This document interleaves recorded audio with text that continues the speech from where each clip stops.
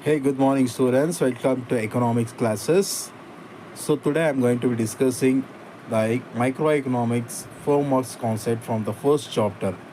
So we already know that the first chapter is the introduction to microeconomics. Under that, there is a concept called production possibility frontier, and this is an important concept for a examination point of view.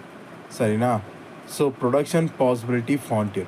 So frontier ಅಂದರೆ ಏನಿಲ್ಲ, so ಇದರ ಮೀನಿಂಗ್ಸ್ಗಳನ್ನ ನೋಡ್ತಾ ಹೋಗೋಣ. Production ಅಂದರೆ ಏನು, ಫಾಂಟಿಯರ್ possibility ಅಂದರೆ ಏನು, ಫಾಂಟಿಯರ್ ಅಂದರೆ ಏನಂತ. ಸೊ ನಾವು ಫಾಂಟಿಯರ್ ಅಂದರೆ ಏನಿಲ್ಲ, ಒಂದು ಬೌಂಡ್ರಿ ಅಂತ ಕರಿತೀವಿ. ಬೌಂಡ್ರಿ ಅಥವಾ ಸರ್ಕಲ್ ಅಂತ ನಾವೇನಂತೀವಿ ಕರಿತೀವಿ. ಪಾಸಿಬಿಲಿಟಿ ಅಂದರೆ so possible ways, different ways to produce the goods and services ಅಂತಲೇ ಡಿಫ್ರೆಂಟ್ ವೇಸ್ ಅಂತ ನಾವು ಪಾಸಿಬಿಲಿಟೀಸ್ನ ಕರಿತೀವಿ. ಅದೇ ರೀತಿ ಪ್ರೊಡಕ್ಷನ್ ಅಂದರೆ ನಮಗೆ ಗೊತ್ತಿದೆ ಆಲ್ರೆಡಿ. ಗೂಡ್ಸ್ ಆ್ಯಂಡ್ ಸರ್ವಿಸಸ್ನ ಮ್ಯಾನುಫ್ಯಾಕ್ಚರ್ ಅಥವಾ ಒಂದು ರಾ ಮಟೀರಿಯಲ್ನ ಫಿನಿಶ್ಡ್ ಗೂಡ್ಸ್ ಆಗಿ ಕನ್ವರ್ಟ್ ಮಾಡೋದನ್ನು ನಾವೇನಂತ ಕರಿತೀವಿ, ಪ್ರೊಡಕ್ಷನ್ ಅಂತ ಕರಿತೀವಿ. ಸೈನಾ? So production possibility frontier. ಸೈನಾ? ಒಂದು ಗೂಡ್ಸ್ನ ಪ್ರೊಡ್ಯೂಸ್ ಮಾಡೋದಕ್ಕೆ ಇರುವಂಥ ವೇಸ್ಟ್ಗಳು ಒಂದು ಸರ್ಕಲಲ್ಲಿ ನಾವು ಯಾವ ಥರ ಒಂದು ಗೂಡ್ಸ್ ಆ್ಯಂಡ್ ಸರ್ವೀಸಸ್ನ ಪ್ರೊಡ್ಯೂಸ್ ಮಾಡ್ತೀವಿ, ಅದನ್ನು ಪ್ರೊಡಕ್ಷನ್ ಪಾಸಿಬಿಲಿಟಿ ಫಾಂಟಿಯರ್ ಅಂತ ಕರಿತೀವಿ. ಸರಿನಾ?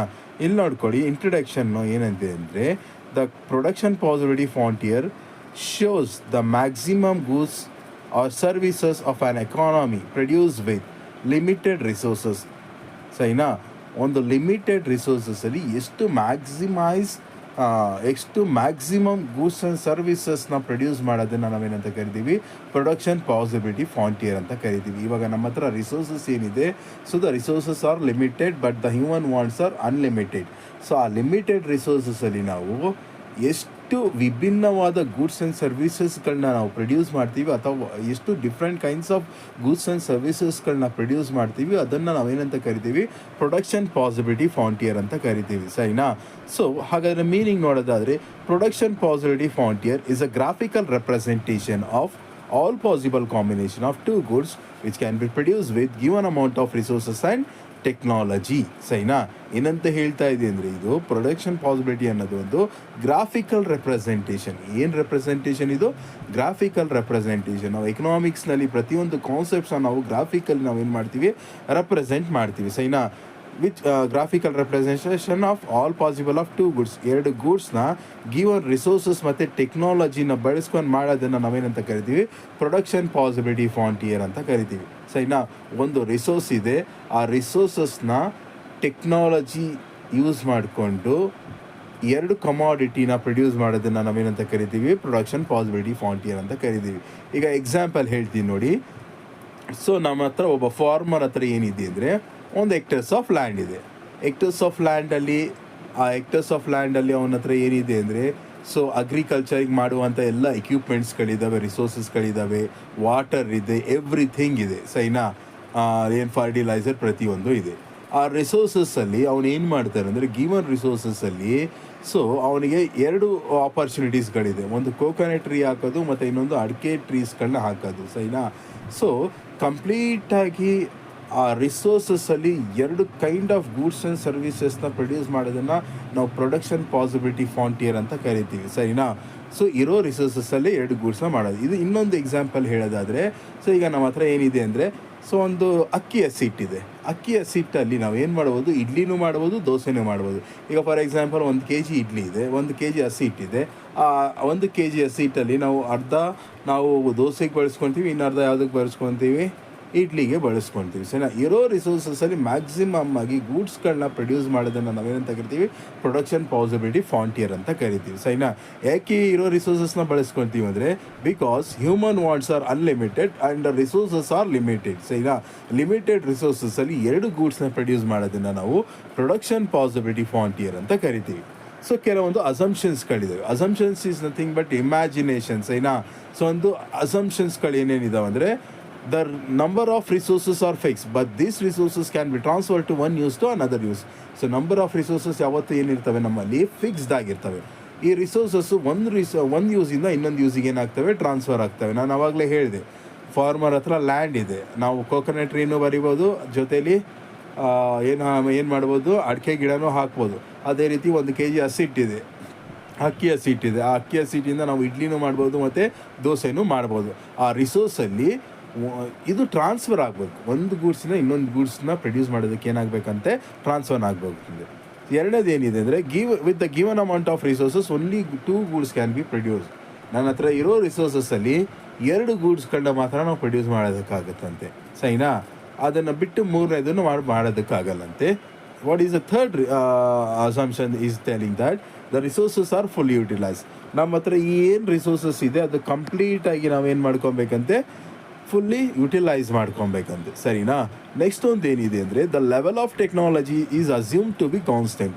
ನಮ್ಮ ಹತ್ರ ಏನು ಟೆಕ್ನಾಲಜಿ ಬಳಸ್ತಾ ಇದ್ದೀವಿ ಆ ಟೆಕ್ನಾಲಜಿ ಯಾವತ್ತೂ ಏನಿರಬೇಕಂತೆ, ಕಾನ್ಸ್ಟೆಂಟ್ ಆಗಿರಬೇಕಂತೆ. ಫಾರ್ ಎಕ್ಸಾಂಪಲ್ಲು, ನಾನು ಇಡ್ಲಿಗೆ ನಾನು LPG ಸ್ಟೋವ್ನ ಬಳಸಿದರೆ ನಾನು ದೋಸೆಗೂ LPG ಸ್ಟೋವ್ನೇ ಬಳಸಬೇಕು. ಸೊ ಅದೇ ರೀತಿ ನಾನು ಏನಾದರೂ ಅಗ್ರಿಕಲ್ಚರ್ ಮಾಡ್ತಾ ಇದ್ದೀನಿ ಅಂದರೆ, ಸೊ ನಾನು ಬೋರ್ವೆಲ್ ನೀರನ್ನ ಅಡಿಕೆ ಗಿಡಕ್ಕೆ ಹಾಕ್ತಾ ಇದ್ರೆ ಜೊತೆಲಿ ತೆಂಗಿನ ಗಿಡಕ್ಕೂ ನಾನು ಯಾವ ನೀರನ್ನ ಹಾಕಬೇಕು, ಬೋರ್ವೆಲ್ ನೀರನ್ನೇ ಹಾಕಬೇಕು, ಸರಿನಾ. This are all the assumptions, ಸರಿನಾ. ಮೊದಲನೇ ಅಸಂಪ್ಷನ್ ಏನಂತ ಹೇಳ್ತಾ ಇದೆ ಅಂದರೆ ರಿಸೋರ್ಸಸ್ಗಳು ಫಿಕ್ಸ್ಡ್ ಆಗಿರ್ತಾವಂತೆ. ಒಂದು ಯೂಸಿಂದ ಇನ್ನೊಂದು ಯೂಸಿಗೆ ಏನಾಗ್ತವೆ, ಟ್ರಾನ್ಸ್ಫರ್ ಆಗ್ತವೆ. ಗಿವನ್ ರಿಸೋರ್ಸಸಲ್ಲಿ 2 ಗೂಡ್ಸ್ ಮಾತ್ರ ಪ್ರೊಡ್ಯೂಸ್ ಮಾಡ್ಬೋದಂತೆ. So the resources are fully utilise. ನಮ್ಮ ಹತ್ರ ಏನು ರಿಸೋರ್ಸಸ್ಗಳಿದ್ದಾವೆ ಅದೆಲ್ಲ ನಾವು ಏನು ಮಾಡ್ಕೊಬೇಕಂತೆ, ಫುಲ್ಲಿ ಯುಟಿಲೈಸ್ ಮಾಡ್ಕೊಬೇಕಂತೆ.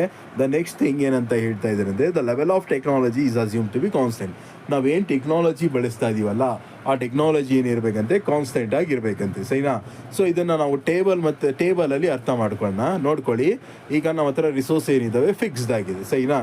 ಸೊ ಪಾಸಿಬಿಲಿಟೀಸ್ ನೋಡಿ. ಸೊ ಪಾಸಿಬಿಲಿಟಿ ಏನಲ್ಲಿ ನಮ್ಮ ಹತ್ರ ಒಂದು ರಿಸೋರ್ಸ್ ಇದೆ. ಕಂಪ್ಲೀಟಾಗಿ ನಾನು ಪಾಸಿಬಿಲಿಟಿ ಏನಲ್ಲಿ ಕಂಪ್ಲೀಟಾಗಿ ಆ ರಿಸೋರ್ಸಸ್ನ ಕಾಟನ್ನಿಗೆ ಬಳಸ್ಕೊಂಡ್ರೆ ನಾವು ಕಾರ್ನ್ ಒಂದನ್ನು ಪ್ರೊಡ್ಯೂಸ್ ಮಾಡೋದಕ್ಕಾಗಲ್ಲ. ಓಕೆ, ಯಾಕಂದರೆ ಕಾರ್ನ್ನ ಪ್ರೊಡ್ಯೂಸ್ ಮಾಡೋದಕ್ಕಾಗಲ್ಲ. ಎಲ್ಲ ರಿಸೋರ್ಸಸ್ನ ನಾವು ಯಾವುದ್ರಲ್ಲಿ ಬಳಸ್ಕೊಳ್ತಾ ಇದ್ದೀವಿ, ಕಾಟನ್ಗೋಸ್ಕರ ನಾವು ಏನು ಮಾಡ್ತಾ ಇದ್ದೀವಿ, ಎಲ್ಲ ರಿಸೋರ್ಸಸ್ಗಳನ್ನ ಬಳಸ್ಕೊಳ್ತಾ ಇದ್ದೀವಿ. ಅದರಿಂದ ನಾವು ಕಾರ್ನ್ನ ಒಂದು ಪ್ರೊಡ್ಯೂಸ್ ಮಾಡೋದಕ್ಕಾಗಲ್ಲ. ಪಾಸಿಬಿಲಿಟಿ ಬಿನಲ್ಲಿ ಏನಾಗ್ತಾ ಇದೆ ಅಂದರೆ ನಾವು 9 ಕಾಟನ್ನ ಬಳಸ್ತಾ ಇದ್ದೀವಿ, 1 ಕಾರ್ನ್ನ ನಾವು ಏನು ಮಾಡ್ತಾ ಇದ್ದೀವಿ, ಪ್ರೊಡ್ಯೂಸ್ ಮಾಡ್ತಾ ಇದ್ದೀವಿ, ಸರಿನಾ. ಯಾಕೆ 9 ಆಯಿತು? ವಿತ್ ಗಿವನ್ ರಿಸೋರ್ಸಸ್ಸಲ್ಲಿ ನಾವು ಕಾಟನ್ನ 9 ಮಾಡಿಕೊಂಡ್ರೆ ಕಾರ್ನ್ನ 1 ಬೆಳಿಬೋದು. ಅದೇ ರೀತಿ ಪಾಸಿಬಿಲಿಟಿ ಸಿನಲ್ಲಿ ನಾವು 7 ಕಾಟನ್ 2 ಕಾರ್ನ್. ಪಾಸಿಬಿಲಿಟಿ ಡಿನಲ್ಲಿ 4 ಕಾಟನ್ 3 ಕಾರ್ನ್.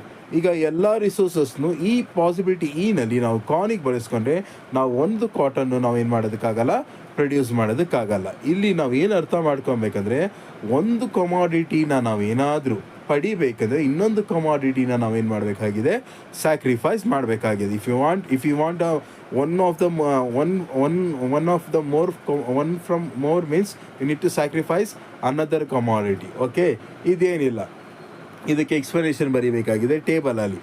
ಪಾಸಿಬಿಲಿಟಿ ಏನಲ್ಲಿ ಏನಾಗ್ತಾ ಇದೆ, so in the possibility when we use the completely we are going to be using the resources for the cotton, we are going to be producing 10 cotton, we are not going to producing any corn. In the possibility B we are producing 9 cotton and 1 corn, and the possibility C we are producing 7 cotton and 2 corn.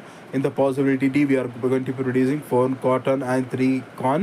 In the possibility E we are nothing producing cotton, we are not producing any sort of cotton, we are completely producing corn ಅಂತ ನೀವೇನು ಮಾಡಬೇಕಾಗುತ್ತೆ, explanation ಕೊಡಬೇಕಾಗುತ್ತೆ. This can be explain with the help of the diagram. ಸರಿನಾ, ಒಂದು ಡಯಾಗ್ರಾಮ್ನ ಹಾಕಬೇಕಾಗುತ್ತೆ. So Y ಆ್ಯಕ್ಸಿಸಲ್ಲಿ ನೀವೇನನ್ನ ಹಾಕ್ತೀರಾ ಅಂದರೆ ಕಾಟನ್ನ ಹಾಕ್ತೀರಾ, ಎಕ್ಸ್ ಆ್ಯಕ್ಸಿಸಲ್ಲಿ ಕಾರ್ನ್ ಹಾಕ್ತೀರಾ. ಪಾಸಿಬಿಲಿಟಿ ಎನಲ್ಲಿ ಸೊ ಏನಿದೆ, possibility A, possibility B, possibility ಸಿನಲ್ಲಿ ಏನೇನು ಆಗ್ತಾ ಇದೆ ಅಂತ ಬರೀಬೇಕು. ಸೊ ಆಮೇಲೆ ಎಕ್ಸ್ಪ್ಲನೇಷನ್ ಮಾಡಬೇಕು. In the above diagram with the given resources in the above diagram PPF gives more of the scarce resources are used in the corn.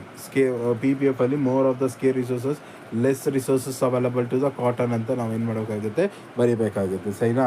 So ದಯವಿಟ್ಟು ಯಾರ್ಯಾರು ಈ ವಿಡಿಯೋನ ವಾಚ್ ಮಾಡಿದ್ದೀರಾ ಎಲ್ಲರೂ ನಿಮ್ಮ ಫ್ರೆಂಡ್ಸ್ಗಳಿಗೆ ಶೇರ್ ಮಾಡಿ. And it is a very very important concept from your examination point of view.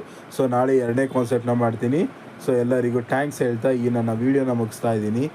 Bye.